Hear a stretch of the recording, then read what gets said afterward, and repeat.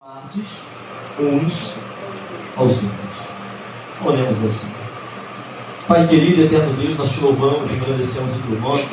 Nós te glorificamos porque entendemos que tu és a rocha muito mais alta do que nós. Não há nada em nós que não venha de ti, Senhor. Não há capacidade no homem que não seja derramado pela tua vontade, pelo teu Espírito.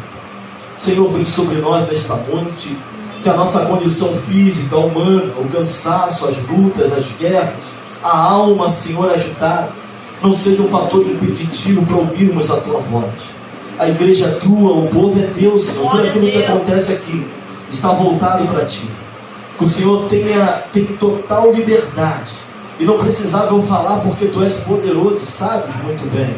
Mas o Senhor tem total liberdade sobre a vida do teu povo, ao começar por mim me quebrando diante de ti, para que o Senhor venha me usar da forma que quiseres. Venha falar ao coração da tua igreja, Senhor.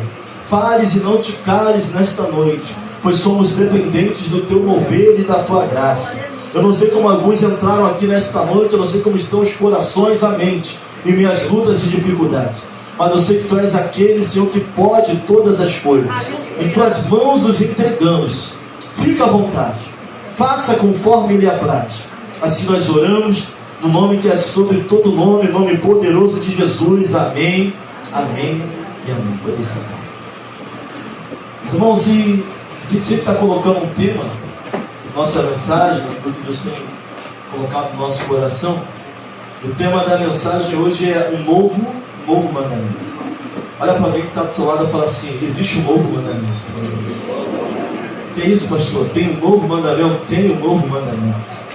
Vamos entrar um pouco aqui naquilo que Jesus está dizendo, que no Evangelho de João, ele vai deixar um novo mandamento para os discípulos. Porque o novo está complementando algo, está colocando algo a mais. Ele pode, nós não. Paulo vai dizer que se alguém colocar, seja uma vírgula, seja anátema, seja maldito. Mas Jesus ele vai complementar aquilo que ele já havia dito e falado. Nós vamos entender que o discurso de Jesus ele vai nos levar a crer, e isso é verdade, que a marca distintiva do verdadeiro discípulo é a demonstração do amor pelas pessoas. Sabe, irmão, a marca de um verdadeiro discípulo não está na eloquência, não está na sua forma de falar, não está na sua forma de agir apenas, na forma de se vestir, não é isso. A marca distintiva não está, na verdade, na demonstração do amor pelo próximo. Jesus vai dizer que assim seremos conhecidos como seus discípulos, na nossa forma de amar, no nosso jeito, na forma de nos relacionarmos com os outros. Tá, podemos ter todos os dons, irmãos, mas se a motivação para aquilo que estamos fazendo não for esse amor, no qual nós vamos aprender um pouco sobre isso hoje, de nada isso vai nos adiantar. Ou seja, a marca do discípulo, uma das marcas e evidência do salvo, é a forma como ele se relaciona, não só com ele, mas também com as pessoas ao seu redor. Não adianta, alguém que entrar aqui nesta noite, alguém que não conhece a palavra, não sabe o que ele conhece, não entende muito da palavra, não entende de hermenêutica, mas ele vai entender a forma que ele foi recebido aqui neste lugar. Ele vai entender a forma que os homens que estão na porta, a forma que a irmã Pâmela que está lá atrás da oração, vai receber ele ou ela neste lugar. O que vai marcá-lo, na verdade, não é como a palavra foi pregada, não é aquilo que foi dito, não é como o louvor foi cantado, mas a forma como ele foi abraçado, a forma como ele foi recebido. Isso é que vai marcar, isso marca uma denominação. Eu fui amigo muito tempo de um obreiro, irmão, um obreiro que era chato naquilo que ele fazia. O nome desse obreiro é Diácono Sebastião. Deus já levou Diácono Sebastião. Ele fazia questão de falar que um dos trabalhos mais importantes era a portaria. Era a forma como se recebia alguém, era o abraço que se dava, era a paz do Senhor, e isso marcou a minha vida. Quando eu cheguei na igreja, há muito tempo, em 1997, eu estava chegando na igreja, e um obreiro, que depois foi meu pastor, que na época era diácono, a forma como ele me recebeu na porta, marcou a minha vida, para voltar àquele lugar. Eu não entendia de palavra, eu não entendia do que significavam os evangelhos, mas eu entendia que eu fui recebido de uma forma diferente. Sabe, Jesus ele vai estar dizendo que aquilo que vai nos marcar, aquilo que vai fazer o mundo olhar para nós de forma diferente, Sabe, não está na nossa eloquência, na nossa forma de falar, não está no teu carrão, no teu bem, mas está na forma como você se relaciona, na forma como você demonstra. Até porque a Bíblia ela é bem clara, que aquele que diz amar a Deus ao qual ovelha não consegue amar o seu irmão ao qual ovelha. Não é verdade. O sentimento não. Ou seja, o amor pelo próximo é um reflexo do nosso amor por Deus. Não tem como dizer que amamos a Deus, irmãos, se não demonstramos nenhum tipo de afeição pelo nosso próximo. Isso aqui é algo que precisa ficar no nosso coração. Porque se olharmos pela palavra de Deus, nossa salvação para ninguém. Ninguém consegue cumprir a lei na sua totalidade. Mas no final de toda a lei existe alguém que está no final de toda a lei. E esse nos garante vida e vida eterna. No final de toda a lei e de toda a palavra enxerga alguém com os braços abertos. E esse é o próprio amor. Ele é o próprio amor e chama-se Jesus. Então, por amor, Deus amou o mundo de tal maneira que deu seu único Filho, para que todo aquele que nele crê não pereça, mas tenha vida eterna. Então, no final de toda a palavra está o amor, que é Jesus Cristo. Sem isso, não haveria salvação. Sabe, o homem que mais se santifica, que paga preço, que vai para monte, que lê Bíblia, ele não consegue por si só assinar o seu currículo para a salvação. Paulo entendeu que era impossível. E olha que o currículo de Paulo era extenso, mas com todo o currículo que Paulo tinha, Paulo não conseguia comprar um passaporte para a salvação. Certa feita, o doutor da lei, muito preocupado com a questão da salvação, ele vai até Jesus quando ninguém está vendo, ele preocupado até com as aparências, com aquilo que as pessoas vão falar. Ele pergunta o que ele tinha que fazer para ser salvo. Ele fala, é necessário nascer de novo. Sabe, e é interessante isso, como que vai nos marcar como discípulos de Cristo, é o amor. Eu estava semana passada tomando um café, uma conversa com o Diácono Marcos, e falei que ele é uma pessoa muito agradável. Estou fazendo propaganda do Diácono Marcos, mas tem pessoas que são agradáveis de se estar. Sabe, não, pastor, você está dizendo que eu não sou, não estou dizendo nada. Estou falando que algumas pessoas são muito agradáveis de se estar perto dela. Sabe, não sei se você já chegou perto do Diácono Marcos. O jeito dele, a forma, também a diaconisa Cláudia. Sabe, me lembrou alguém que também já não está no nosso meio, mas era uma pessoa muito agradável de se estar, que era o meu amigo, pastor Fábio. Pastor Fábio era uma pessoa muito querida, estar perto dele era bom. Sabe, a conversa, o jeito de sorrir, era bom, era uma pessoa muito, muito agradável. E passava isso para as outras pessoas, sabe? Passava essa questão para as outras pessoas. É muito bom isso. Deus botou características em cada um de nós, irmãos. Mas tem algumas pessoas que são bem agradáveis de se estar. É bom estar perto dela. Eu não sei se eu sou esse tipo de pessoa. Geralmente, pastor traz guerra, traz luta. Alguns nem atravessam a ponte para saber quem nós somos. Fico do outro lado da ponte, olhando para nós, vou chegar para perto, vai ter luta também na minha vida, vai ter guerra também na minha vida. Não, tem uma ponte. Não criamos muralhas, criamos ponte. Você atravessa se quiser. Não obrigamos ninguém a atravessar. Eu espero que tenha uma ponte também apontada para mim, irmãos. Eu espero que a igreja entenda isso. A igreja não está aqui para criar muralhas, mas para criar pontes. Muros nos separam, pontes é aquilo que nos une. De vez em quando a gente é meio vazio, mete o pé na porta, chuta o balde para poder atravessar, porque senão a gente não consegue chegar em algumas pessoas. Mas olha para alguém que está ao seu lado e fala assim, vamos criar pontes entre nós. Fala para ele, você nem conhece o irmão, está aqui há tanto tempo e não conhece, dava para conhecer ele um pouco mais. Mas o que vai marcar realmente, como igreja, o crescimento dessa igreja, não só em quantidade, mas em qualidade, é o amor fraternal. Sem isso é impossível haver um crescimento saudável, sabe? Crescer uma coisa, inchar uma coisa, crescer outra. Crescimento saudável. Precisamos mergulhar nesse amor. Carta a Romanos, capítulo 12. É interessante aqui. Alguns vão dizer que Carta a Romanos é o Evangelho de Paulo. Eu não estou falando aqui, tá? Não é nenhuma... Não estou falando nada aqui. Por que tu vai dizer que é o Evangelho de Paulo? Porque quando ele vai escrever Carta aos Romanos, Paulo ele vai falar da trajetória, da tragédia do pecado. Paulo vai estar falando primeiro da tragédia do pecado. Depois Paulo vai falar da redenção da graça. Paulo vai falar da justificação pela fé. Paulo vai falar do propósito soberano de Deus sobre a vida de Israel, passado, presente e futuro também. Mas no capítulo 12, especialmente no capítulo 12, vai deixar aqui uma evidência do salvo, que vai ter a ver com o relacionamento e de uma forma geral como ele vê e como ele se relaciona com ele mesmo, com as pessoas também. É interessante isso. No capítulo 2, ele vai falar do relacionamento com Deus, tá? Trata do relacionamento consigo mesmo, ou seja, a questão da autoimagem, como você se vê.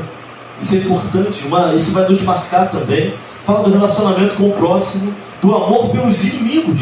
No capítulo 13 ele vai falar o quê? Das autoridades, como devemos nos portar em relação às autoridades constituídas, até isso. Sabe, às vezes a gente quer orar, né, que cai um raio nesse governo, não é isso? Mas ele no capítulo 13 ele vai falar até sobre essa questão do relacionamento das autoridades constituídas em relação às autoridades. Capítulo 14, capítulo 15, capítulo 16, ele vai falar como nos relacionarmos com irmãos que pensam diferente. Sabe, ninguém é obrigado a pensar igual a você. Nas questões secundárias, não. Nas questões primárias, sim. Senão não dá para chamar de cristão. Aí é outra coisa.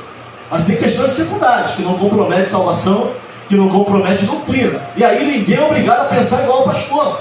Ninguém é obrigado a pensar igual o presbítero Léo. Cada um tem a sua forma de pensar. Agora, nas questões primárias, que envolvem doutrina, salvação, aí, se discordamos, tem alguém no lugar errado. Porque a palavra é verdade, o artigo é definido. Tá? Jesus é o caminho, é a verdade, e não é os caminhos, as verdades, não. Só existe um caminho. Ou seja, o pessoal está relativando tudo hoje. Mas a verdade não é relativa, a verdade é verdade. Verdade não dá para relativar a verdade. Então, nas questões primordiais, se discordamos, não somos cristãos. Se discordamos, não estamos na mesma família de fé. Mas o que me chama a atenção, carta aos Romanos, é quando ele vai falar aqui em alguns versículos, versículo 5, Paulo vai dizer o seguinte: assim nós que somos muitos, somos um só corpo em Cristo, mas individualmente somos membros um dos outros. O que é isso, gente? Membros que formam o quê? O único corpo, onde o cabeça do corpo é o próprio Cristo. Sabe, às vezes a gente tem vontade de comer aquela manga, né? Tu olha uma manga lá na feira e dá vontade de comer a manga. Eu vou dar um exemplo bem prático. Mas só que para comer a manga tu vai precisar de quê? Da sua? Do seu? Da sua? Corpo depende dos membros para poder satisfazer aquilo que ele precisa. Sabe, da mesma forma, Deus vai colocar através da vida de Paulo, falando que nós somos membros uns dos outros. Não só, porque eu sou membro do corpo de Cristo, mas membro um dos outros. Nós precisamos um dos outros. E como membresia, nós precisamos estar conectados. Se o membro não está conectado, irmãos, ele não serve para o propósito ao qual Deus quer. E pelo contrário, ele é prejudicial ao corpo. Já viu um membro não conectado? Eu não falo não conectado por doença. Eu não falo não conectado por um período, porque nós temos períodos. Né, irmã? Então, está cuidando da sua mãe, a irmã Neide. São períodos que nós temos, né, que nós temos que cuidar e dar atenção dos nossos. Isso não é estar desconectado. Eu falo de um membro desconectado, é um membro que não quer crescer na obra, que não quer se envolver com nada, que prefere não fazer nada e ainda tem raiva de quem faz. Esse membro está desconectado. Ele é um prejuízo para ele mesmo e para o próprio corpo. Porque se não andar perto de um membro desconectado, sabe o que vai sair da boca dele? Só mal da liderança, só mal da igreja. Não vai falar nada de bom sobre aquela obra. E não vai falar que não faz e não faz mesmo porque está vendo tudo errado. Mas não vê que poder fazer e não fazer também é pecado. Está errado também. Pelo menos alguns estão tentando. E outros que nem tentando mais estão. Então, membro, para ser prático, sabe, para servir, para ser funcional, ele tem que estar conectado. É por isso que às vezes a gente passa muito tempo longe, dá a sensação, às vezes, que não pertencemos mais ao corpo, ou que estamos sobrando, porque tu sente a sensação de estar desconectado do corpo. O membro, para ser funcional, tem que estar conectado ao corpo, ao propósito, à vontade, aquilo que Deus tem, aquilo que Deus está derramando sobre a igreja, o propósito que Ele tem para aquela denominação. Olha para alguém e fala assim: você precisa estar conectado. Precisa estar conectado. Eu não falo de trabalhar muito, trabalhar pouco, não é isso que eu estou falando. Sabe, é no mesmo espírito, é no entendimento, é aqui, é na mente, é na alma, conectado com aquilo que Deus tem.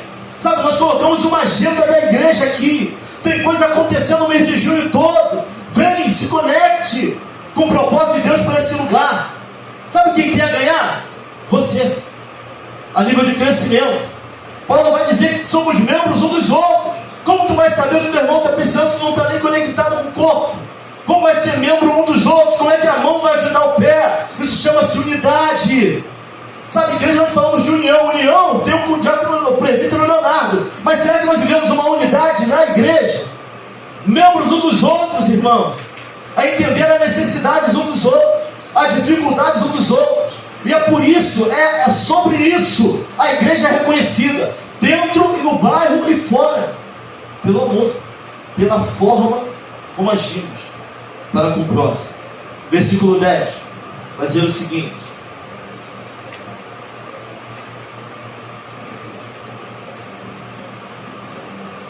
de Romanos, não é isso? De Romanos capítulo 12, versículo 10 vai dizer o seguinte: amai-vos cordialmente uns aos outros, com amor fraternal, preferindo-vos em honra uns aos outros. Isso aqui é algo muito sério. A comunhão exige humildade. Uma pessoa que não é humilde não vai ter comunhão. Dificilmente vai ter. Comunhão vai exigir da gente muita humildade. Quando fala amar cordialmente, é um amor fraternal, não de palavras, não de vã filosofia, mas o amor de prática, o amor que mostra, sabe, o amor que vai mostrar o interesse pelo que o outro está passando. O amor fraternal é amor entre irmãos. E esse amor aqui que ele está dizendo, cordialmente, sabe, amor fraternal. Não adianta crescer só no número, nós temos que crescer em amor, na qualidade, a cada dia, preocupando, preferindo-se honra uns aos outros. Sabe, não é olhar o outro com olhar altivo. Pelo contrário, olhar alguém com olhar humilde. Não é matar uma pessoa no coração. Não é porque a pessoa não age como você quer, a gente mata as pessoas no coração. Não age como eu quero, não é o que eu concordo, eu não quero nem saber, eu vou seguir minha vida, que é para não falar algo para ela. Não tenho nem ideia. Mata no coração. Esse amor cordial é um amor fraternal.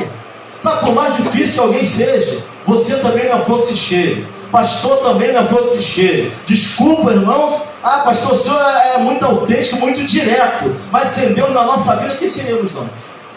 Onde estaríamos agora?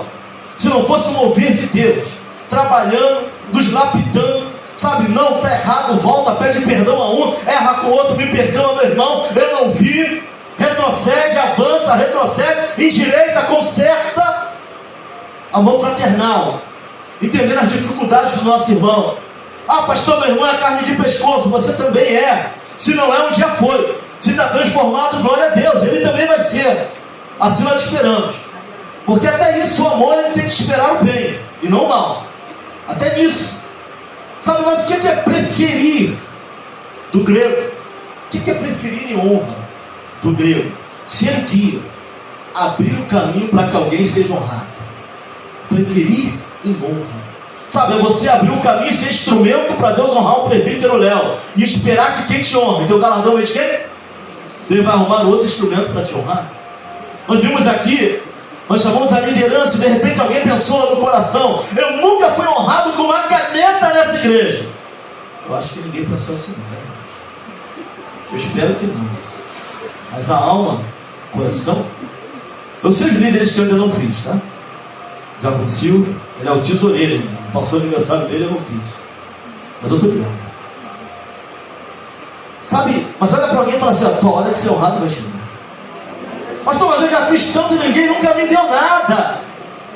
Não sei se você pensou dessa maneira, mas preferir a honra é abrir caminho para que outro receba a honra. E você espere que a tua venha do próprio Deus. Galardão vem do Senhor. Sabe, se alguém chegar para mim e falar: pastor, eu nunca fui honrado, aí não vale. Tem que esperar. Deixa que outros lábios te louvam. Vai ser no caminho para honrar alguém. Vai abrindo, preferindo-se em honra. É abrir caminho para que alguém seja honrado e esperar que Deus te honre no tempo certo. Isso faz parte do amor fraternal. Ao que ninguém quer pregar hoje, irmãos. Ao que ninguém quase prega na nossa geração. Versículo 16, Romanos 12, versículo 16, vai dizer assim: sede unânimes entre vós, não ambicioneis coisas altas, mas acomodai-vos às humildes. Não sejais sábios em vós mesmos. Sabe, isso aqui tem a ver com o sentimento para com o outro, tendo o mesmo sentimento para com a outra pessoa. A ideia de não nutrir inveja, a ideia aqui é de não invejar o que o outro tem. Sabe, se o irmão prega de uma forma, se o irmão ora de uma forma, se o irmão tem visão de uma forma, se o irmão está no ministério A, B, C, mas só o ministério que cresce, mas meu ministério está travado, não é isso. Não é isso que Deus quer. Sabe, mas seja instrumento para abençoar outros ministérios também, não só o teu. Às vezes o nosso ministério está passando por uma guerra tremenda, mas você está abençoando outros ministérios, em oração, com a sua presença, se fazendo presente, orando pela liderança. Sabe, é não guardar mágoa. Versículo 16. A ideia aqui é não guardar mágoa. A ideia aqui é não ter azedume sentimental. Que esse pastor, o que é azedume sentimental? Pediu um negócio, o pastor me disse não.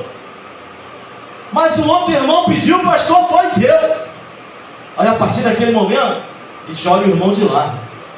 Sabe, sempre que está na porta, sempre que ele anda, esse irmão é só Jesus, só graça. Isso é um xureque, isso é um Nabal, isso é um ignorante. Azedume sentimental. Não, tem que orar até para amar o irmão que te tratou mal, ou de forma indiferente, para que isso não entre no teu coração. Sabe, eu estava conversando hoje sobre não levar as coisas para o lado pessoal. Sabe, líderes, pessoas de ministério, servos de Deus, quando levam qualquer coisa para o lado pessoal, ficam travados. Você sabe quantos ministros não podem mais pregar sobre perdão? Não pode, não tem como. Sabe, não tem autenticidade para subir no púlpito e falar de perdão, porque não consegue perdoar. Ele vai pregar sobre permanecer, vai pregar sobre guerra espiritual, vai pregar sobre discernimento, mas sobre perdão e amor não consegue mais pregar. Tem um monte de crentes que não dá mais para pregar sobre perdão e amor, porque já foi travado pelo inimigo. Pastor, tem sua dificuldade? Tem, irmãos. Tem gente que tu precisa olhar com carinho, e como? Tem pessoas que têm sentimentos que eu preciso rever, e como tem. Mas uma coisa eu tenho no meu coração. Sabe, nas minhas orações eu falo: Senhor, não me deixe travado.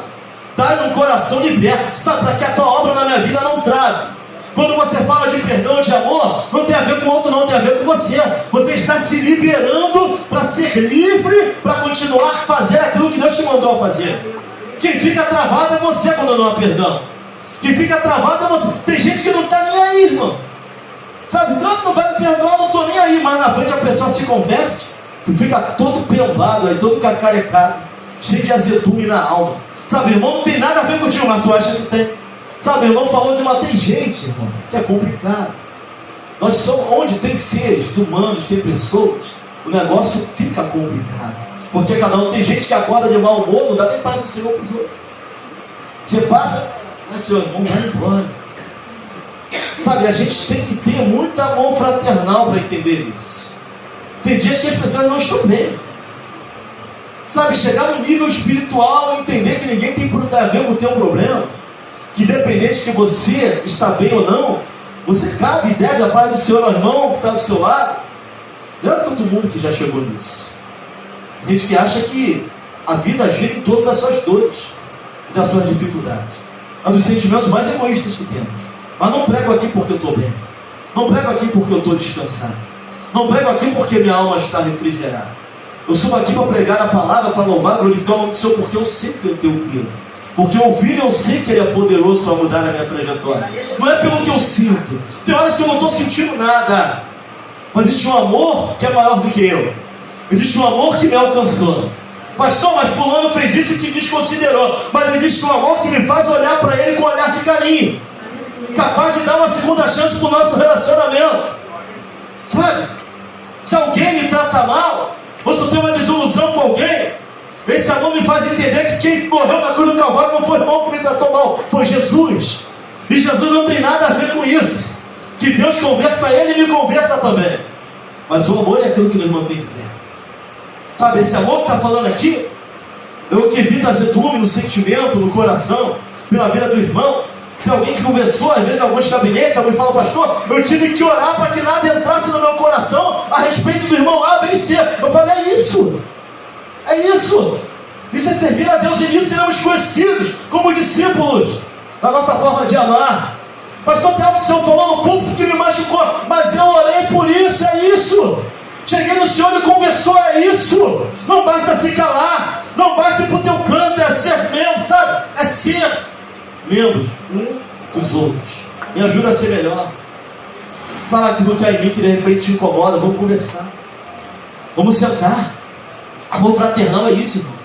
É entender que Jesus é a aliança entre você e eu, entre você, eu e Deus. Ele é a aliança. Certa feita, eu estava num amigo oculto dentro da igreja e foi interessante. Tinha as pessoas que pegaram. O nome é o quê? Amigo o quê? Oculto. Se é oculto, você não conhece. Então o ideal seja alguém que não seja do seu círculo. Irmão, que tragédia. O pessoal falou, não, eu tirei alguém aqui, eu não sou muito íntimo dele, eu não conheço ele muito bem, eu não tenho muita intimidade, mas toma aqui o bom. Falei, não, é melhor nem estar aqui. Será que não viu nada em mim? Será que tu está na igreja há tanto tempo que nunca observou Felipe? Será que tu pode não ser íntimo, mas Jesus é a aliança entre o Felipe e você? Será que tu nunca olhou para o Felipe capaz de falar uma qualidade que o Felipe tem? Nem se for glória do Felipe, glória a Deus, tem que ter alguma coisa que te chame a atenção do Felipe. Será que a gente entra e sai só olhando para nossas dificuldades e problemas? Isso não é amor fraternal, irmãos. Membros um dos outros, suportando uns aos outros em amor. Suportar é só me tolerar, me dar suporte. É mais do que só me tolerar. Saber criar uma ponte, um caminho, uma maneira da gente adorar a Deus junto, mesmo pensando diferente. As coisas secundárias, nisso nós seremos conhecidos. Olha para alguém e fala assim, é nisso que você vai ser conhecido. Quando nós olhamos para Mateus capítulo 22, versículo 34 ao versículo 40, vamos ver Jesus respondendo, o doutor da lei, sabe? Jesus ele vai estabelecer ali, ele vai pegar os 10 mandamentos. Se nós olharmos os 10 mandamentos com cuidado, você vai ver que alguns dos mandamentos são coisas direcionadas a Deus e outra ao relacionamento.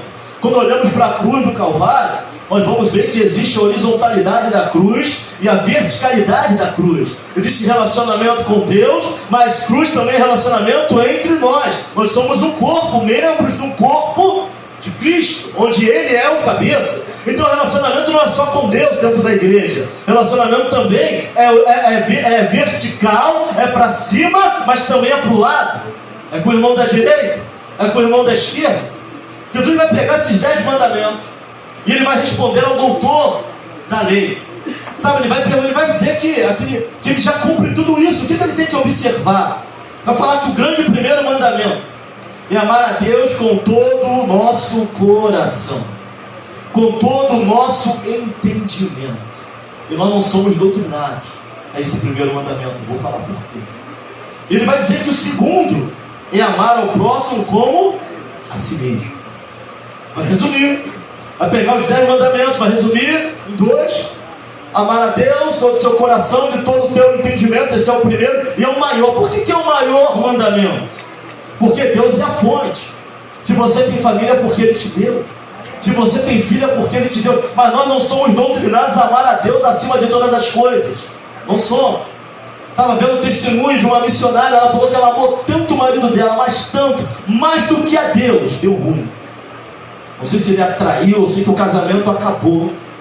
E ela foi entender que Deus é a fonte de tudo que ela tem. Nós não somos doutrinados a amar a Deus acima de todas as coisas. Nós não somos. Nós amamos nossos filhos mais que a Deus, nossa esposa mais que a Deus, nossos maridos mais que a Deus, nosso trabalho, aquilo que temos, aquilo que vamos ser, nossos projetos mais do que a Deus. E quando falamos de amar a Deus, é um absurdo na vida de alguns. Alguns vão olhar assim, pastor, não, isso é um absurdo que o Senhor está falando. Não é. Sabe, não, tudo que tu tem é porque Deus te deu. Você glorifique a Ele por isso ou não. Você entenda ou não tudo que você é, aquilo que você faz, a forma que você... Tu não fez nada para ser bonito, tu não fez nada para ser alto, tu não fez nada para ser feio. Ou seja, tudo que temos foi Deus. Foi Deus. Não dá para se gabar de nada. Não dá. Ele nos projetou. Ele nos fez. Toda a honra, toda a glória, tudo a Ele. Tudo alheio. Mas nós não somos doutrinados a amar a Deus acima de todas as coisas. As prateleiras, existem prateleiras na nossa vida, e a gente costuma falar das prioridades, não é isso, japonês? Onde Deus está lá embaixo. Vem o trabalho primeiro, vem o filho, vem todo mundo. Não estou falando de igreja não, irmãos. Estou falando de Deus. Estou falando do fundador da igreja. Porque a tua família ainda vem primeiro, se for colocar igreja e família, tá? A igreja é feita de muitas famílias. Mas eu estou falando do fundador de tudo, dono de tudo, dono do dono, de quem você é. Ele deveria estar no primeiro lugar na prateleira. Mas não está. Está as nossas dores, está as nossas preocupações, está as nossas frustrações. Deus não. Deus vem lá embaixo. Não somos doutrinados a amar a Deus acima da minha dor. Se ama a Deus acima da tua dor. Se ama a Deus acima da tua frustração. Tu está até frustrado, mas se ama a Deus. Spurgeon, eu até ganhei um livro, Príncipe dos Pregadores, nasceu no século 17. Ele estava conversando sobre Spurgeon, tinha um quadro depressivo tão grande. Não é isso, Levitura? Que os irmãos tinham que trazer ele no colo e colocar no púlpito para ele pregar. Ideia do amor por eles, pelo pastor que eles tinham. Irmão, quem sofre de depressão sabe que não é fácil. É fácil falar, mas quem sofre disso sabe que não é fácil. Mas a depressão dele impedia dele pregar. Era difícil chegar, não era? Mas não traziam ele para o púlpito. Depois que ele chegava no púlpito, mesmo deprimido, Deus usava, não saía. Ouvi uma missionária, ela não tinha nada, a perna era pequenininha, o braço, sabe, só tinha a cabeça, corpo e membro, não é isso? Acho que ela só tinha a cabeça e o corpo. O membro ela não tinha, era para ter morrido. Coloca ela no púlpito, coloca o microfone, ela dando glória a Deus pela vida. Sabe, a gente não é doutrinado a ter Deus em primeiro lugar, acima da nossa dor, acima das dificuldades. Sabe, Paulo tinha um espinho na carne e ninguém consegue me explicar de forma clara o que era. Pastor, você já estudou? Eu estudo sobre isso, e cada vez que eu estudo, eu fico com o pé atrás para não entrar em algumas questões. Mas Paulo tinha uma dificuldade, e nem Deus quer tirar a dificuldade que ele tem. Deus vai falar para ele: a minha graça te basta. E Paulo permanece por amor a Deus, entendendo quem Deus era. Isso é amar a Deus acima de todas as coisas, acima do meu cansaço, acima da minha preguiça, acima da dificuldade, acima da vida financeira, acima da minha realidade. Não somos doutrinados a amar a Deus acima de todas as coisas. Mas esse é o primeiro e maior mandamento. E vem o segundo: amar ao próximo como a si mesmo. É fácil me amar. Você me ama como a você mesmo? O bem que você quer para mim é o bem que você quer para você? O bem que você quer para o teu filho é o bem que você quer para mim? O meu? Você tem esse sentimento? Porque amar alguém como a si mesmo. É isso. Mas aí vem Jesus, complementando: vos deixo um novo mandamento: amai-vos aos outros como eu vos amei. Olha só. Olha só o que Jesus vai falar aqui. Porque amar como a nós mesmos tem limites, tem barreira. Tem gente que não consegue nem lutar pela própria vida. Então nós não vamos lutar pela vida de ninguém. Tem barreira, tem limite. Nós vamos esbarrar em alguma coisa. Sabe, eu amo sim, irmão, como eu me amo, tá? Mas tem barreira. Mas agora o que Jesus está propondo sobre o amor? Ele está falando assim: amai-vos aos outros assim como eu vos amei. Jesus amou mais o discípulo do que ele mesmo. Você está disposto a gastar a tua vida por mim? Você está disposto a gastar a tua vida por alguém que de repente nunca vai te agradecer? Está disposto a gastar tuas madrugadas orando pela vida de alguém que só está preocupado com a sua própria dor, que nem olha para você? Jesus, ele amou mais ao discípulo do que a ele. Tanto é verdade que se entregou por nós. Ele vai falar: olha, vos deixo um novo mandamento: que amados uns aos outros assim como eu vos amei. Assim como eu amei a igreja. Nós cantamos: deixa queimar. Eu tenho fogo cerrado em meu peito, que não me dá descanso. Gastarei com esses homens que gastaram a vida pelas pessoas e pelo Evangelho, com esses homens que morreram por essa causa. Mas será que a gente está disposto a isso? amar uns aos outros, além de amar como a nós mesmos, como o próprio Jesus amou a igreja, amou os discípulos. Nisso sereis meus discípulos. O amor de Cristo precisa crescer no nosso meio. Não matar o irmão no coração, não julgar. 1 Coríntios capítulo 13. Será que o nosso amor é sofredor? Ele é benigno? Não é invejoso? Será que nós temos um amor não invejoso? Será que você consegue ser amigo do pastor e eu ter outros amigos? Será que o nosso amor pelo próximo é um amor não invejoso, não cobiçoso, não soberbo? Será que o nosso amor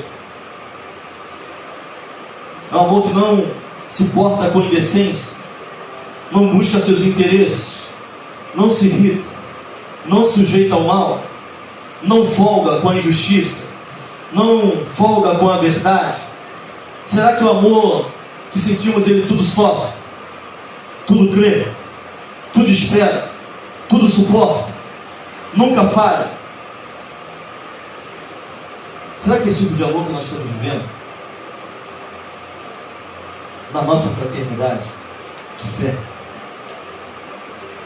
Sabe, não adianta ter tudo sem ter esse amor.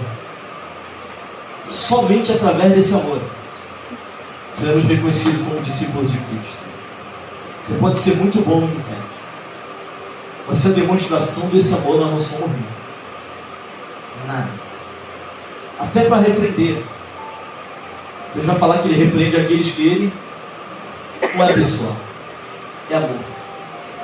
Sabia que o livro de Apocalipse não é um livro para se colocar medo?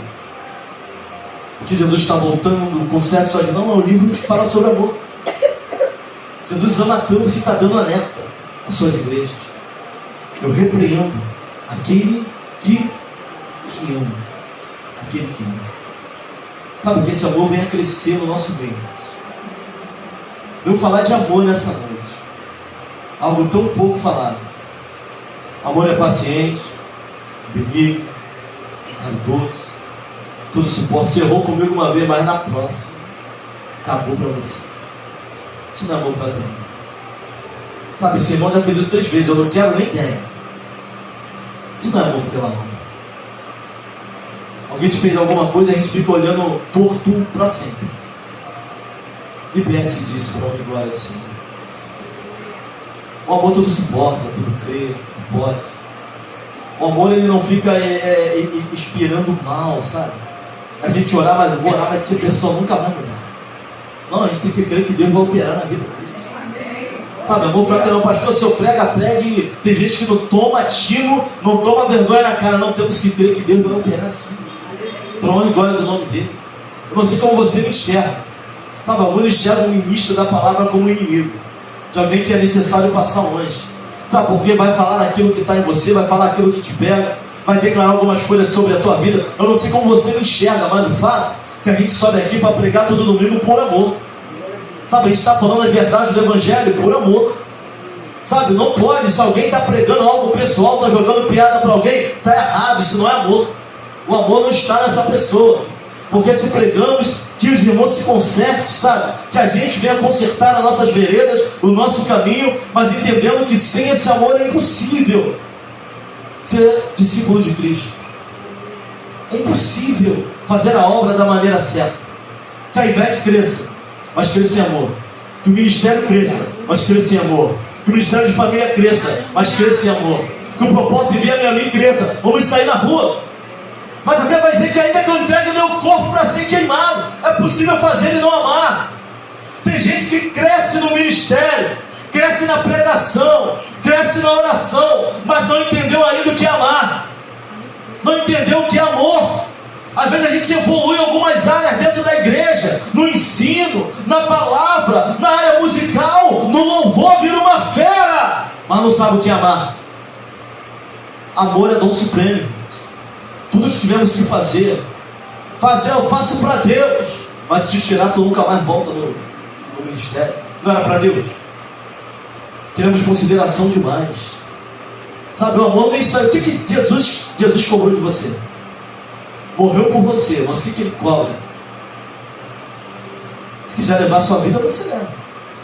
Do jeito que você quer, claro que um dia todos vão ter que desentender com ele. Todos vamos. Não tem para onde correr disso. Mas não anda por aí nos problemas todo o tempo. Até isso o amor nos ensina. Sabe, eu não sei como você se vê. Mas a forma como você se vê vai determinar a forma como você se relaciona com as outras pessoas da sua vida. Tem gente que se vê grande demais, acredito, tu não é tão bom assim.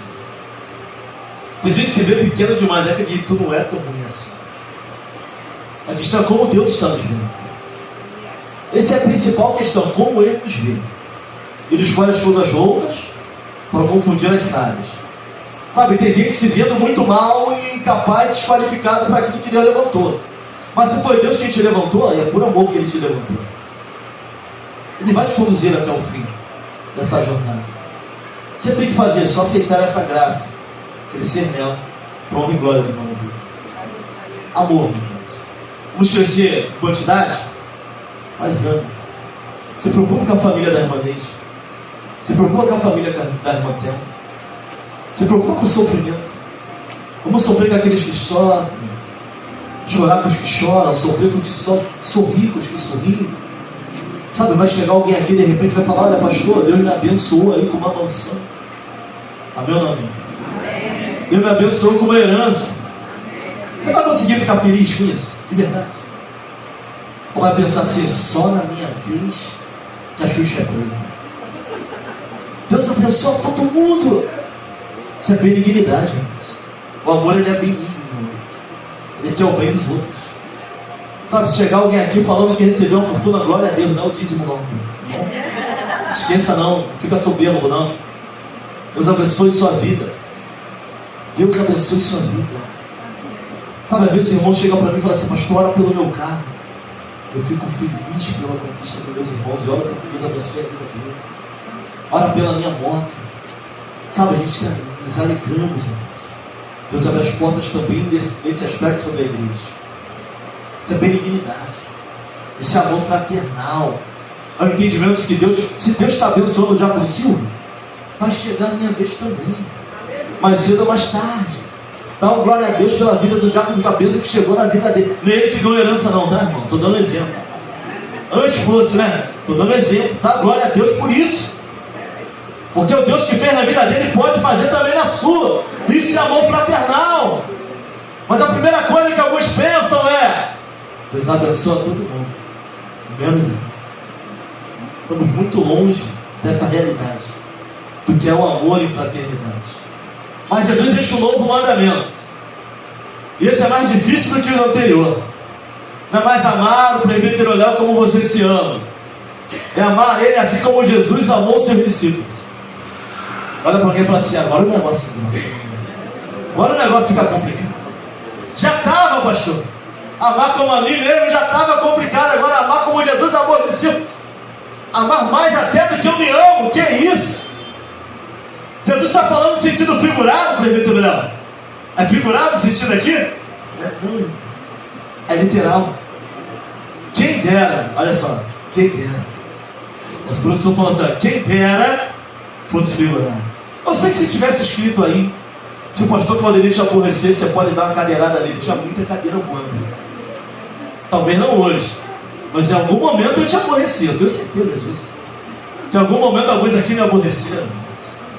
Ah, tivesse escrito: se o irmão te aborrecer, tá com a cadeira nele. Ia ter cadeira voando para todo lado, hein? Mas tu ia tomar as cadeiradas também, acredite. Ia voar mais cadeira de repente em você do que você pensa que voaria. Acredite. Mas está escrito que nós temos que perdoar 70 vezes. É estranho, né? Me manda sentir. Está escrito assim: se você sentir, você perdoa. Está falando o quê? Perdoar. É mandamento. Perdão é decisão. Amar também é decisão. Querer ser algo melhor para a comunidade de fé é decisão. Hoje eu decido ser uma bênção na vida dos meus irmãos. Hoje eu decido ser uma bênção não só na vida da minha família, não só dentro de casa, mas também fora. Na vida da membresia da igreja, a partir de hoje, é decisão. Senhor, eu quero esse amor sobrenatural sobre mim. Esse amor o mundo não conhece não, irmãos. Esse amor não é pregado para quem está lá fora, é pregado para quem está aqui dentro. Você vai sair na rua com a gente, dia 20, tu vai voltar para casa com cheiro de mendigo. O cheiro fica impregnado em você, na sua mão, na sua roupa, porque foi assim o nosso último. Eu cheguei em casa com cheiro de sujeira nas mãos. Não adianta orar daqui, não adianta orar daqui. Vem cá, cadê você? É daqui que a gente ora. É daqui que a gente ora. O cheiro passa pra gente. Se amar também, gente.